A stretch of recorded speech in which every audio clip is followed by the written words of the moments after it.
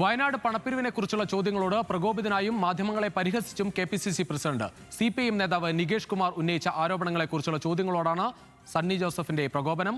മാധ്യമങ്ങൾക്ക് common sense ഇല്ലെന്ന് സണ്ണി ജോസഫ് പറഞ്ഞു.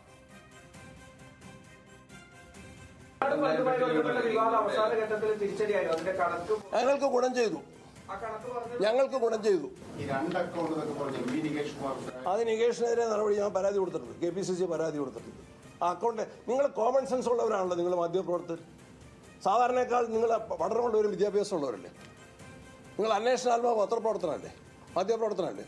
എന്നാൽ പിന്നെ നികേഷിനോട് എൻ്റെ സുഹൃത്താണല്ലോ, MBR മകനല്ലേ നികേഷ്. എന്നാൽ പിന്നെ അക്കൗണ്ടിൻ്റെ നമ്പറും ആ ബാങ്കിൻ്റെ ബ്രാഞ്ചും എന്ന് പറഞ്ഞാൽ പോരെ. If he is having the details, he should have furnished the details. കളവെന്ന് പറയും കേട്ടോ. നോക്കാം, നമുക്ക് നോക്കാം. വീട്ടിൽ കൂടുതൽ വിളിക്കാം. എല്ലാവരെയും വിളിക്കും. ഒന്നും തിരക്കാക്കേണ്ടത് ഒരു തിരക്കുമില്ല.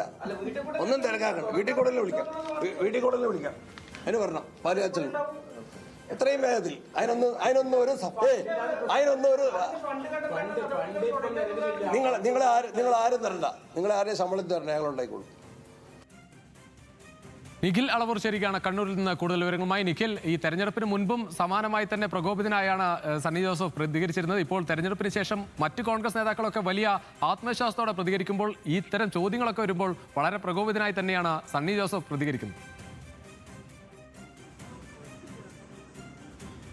രുചിഷ്, തീർച്ചയായും നമ്മൾ കഴിഞ്ഞ ദിവസങ്ങളിലെല്ലാം കണ്ടതാണ്. വയനാട് വിഷയവുമായി ബന്ധപ്പെട്ട എന്ത് ചോദ്യങ്ങൾ ചോദിച്ചാലും KPCC പ്രസിഡന്റ് അതിന് നൽകുന്ന മറുപടി ഇത്തരത്തിൽ വളരെ പ്രകോപിതനായിട്ടാണ്. അത് കൃത്യമായ മറുപടി ഉണ്ടാവില്ല. വളരെ പ്രകോപിതനായി അദ്ദേഹം ഒന്നുകിൽ നമ്മൾ ചോദിക്കുന്ന ചോദ്യങ്ങളിൽ നിന്ന് ഒഴിഞ്ഞു മാറും, അല്ലെങ്കിൽ നമ്മളോട് തട്ടിക്കയറും എന്നുള്ളതായിരുന്നു അദ്ദേഹത്തിൻ്റെ ഒരു രീതി.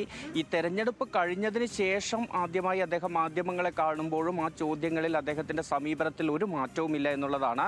ഇന്ന് നമ്മൾ അദ്ദേഹത്തോട് ചോദിച്ചത് ഈ വയനാട് ഫണ്ടുമായി ബന്ധപ്പെട്ട കാര്യത്തിൽ ഇനി അവിടുത്തെ വീടുകൾ നിർമ്മിക്കുന്ന കാര്യത്തിൽ എന്താണ് തുടർ നടപടി എന്നായിരുന്നു അദ്ദേഹത്തോട് ചോദിച്ചത്.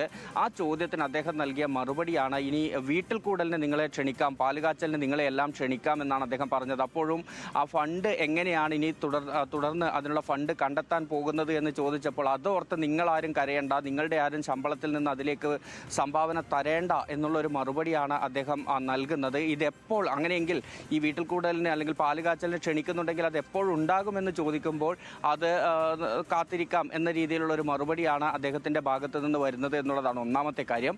രണ്ടാമത് ഈ MV നികേഷ് കുമാർ ഈ 2 ബാങ്ക് അക്കൗണ്ടുകളുണ്ട് വയനാട് ഫണ്ടുമായി ബന്ധപ്പെട്ടെന്ന കാര്യം പറഞ്ഞല്ലോ എന്ന് ചോദിച്ചപ്പോൾ നികേഷ് കുമാറിനെതിരെ കേസ് കൊടുക്കുമെന്ന് പറയുന്നു. അതിനപ്പുറത്തേക്ക് നികേഷ് കുമാറിൻ്റെ കയ്യിൽ എന്തെങ്കിലും തെളിവുകൾ ഇതുമായി ബന്ധപ്പെട്ടുണ്ടെങ്കിൽ അത് ഹാജരാക്കട്ടെ എന്നുള്ളതാണ് സണ്ണി ജോസഫ് പറയുന്നത്. അത്തരത്തിൽ ആ തെളിവുകൾ വരട്ടെ എന്നുള്ളതാണ് സണ്ണി ജോസഫിൻ്റെ അക്കാര്യത്തിലുള്ള മറുപടി എന്ന് പറയുന്നത്. ഏതായാലും ഈ പ്രകോപനങ്ങളിൽ നിന്ന് ഈ ചോദ്യങ്ങൾക്ക് പ്രകോപനപരമായി മറുപടി പറയുന്ന അല്ലെങ്കിൽ പ്രകോപിതനായി മറുപടി പറയുന്ന ആ ഒരു രീതിയിൽ നിന്ന് സണ്ണി ജോസഫ് തിരഞ്ഞെടുപ്പ് കഴിയുമ്പോഴും പിന്നോട്ട് പോകുന്നില്ല എന്നുള്ളത് തന്നെയാണ്. ഇതേ വാർത്താ സമ്മേളനത്തിൽ തന്നെ അദ്ദേഹത്തോട് ചോദിച്ച മറ്റൊരു കാര്യം ഈ കെ സുധാകരനെതിരെ എഴുതി എന്ന പേരിൽ ഒരു കത്ത് വരുന്നുണ്ടല്ലോ എന്നുള്ളതാണ്. ആ കത്തുമായി ബന്ധപ്പെട്ട ചോദ്യങ്ങൾക്കും അദ്ദേഹം പറയുന്ന മറുപടി സർക്കാരിനെ ഞാൻ വെല്ലുവിളിക്കുകയാണ്, ഈ കത്ത് ഞാൻ എഴുതിയതാണ് എന്ന് തെളിയിക്കാൻ സർക്കാരിൻ്റെ അന്വേഷണ സംവിധാനങ്ങൾ ഉപയോഗിച്ച് തെളിയിക്കാൻ സാധിച്ചാൽ താൻ എന്തായാലും തിരഞ്ഞെടുക്കപ്പെടും, അങ്ങനെയെങ്കിൽ MLA സ്ഥാനം രാജിവെക്കാൻ ഉൾപ്പെടെ തയ്യാറാണ്, സർക്കാരിനെ അങ്ങനെ ഒരു അന്വേഷണം നടത്താൻ വെല്ലുവിളിക്കുന്നു എന്നുകൂടിയാണ് സണ്ണി ജോസഫ് പറയുന്നത്. രുചീഷ്, ശരി നിഖിൽ, എന്തായാലും വയനാട്ടിലെ വീടുകളെ സംബന്ധിച്ച ചോദ്യത്തിനാണ് ഈ പ്രകോപനപരമായ മറുപടി. വയനാട്ടിലെ വീടുകൾക്കുള്ള വീട്ടുകൂടലിനെ എല്ലാ മാധ്യമപ്രവർത്തകരെയും ക്ഷണിക്കാമെന്നാണ് KPCC പ്രസിഡന്റ് പറയുന്നത്. വളരെ വേഗം തന്നെ അദ്ദേഹത്തിന് അത് പൂർത്തീകരിക്കാൻ സാധിക്കട്ടെ.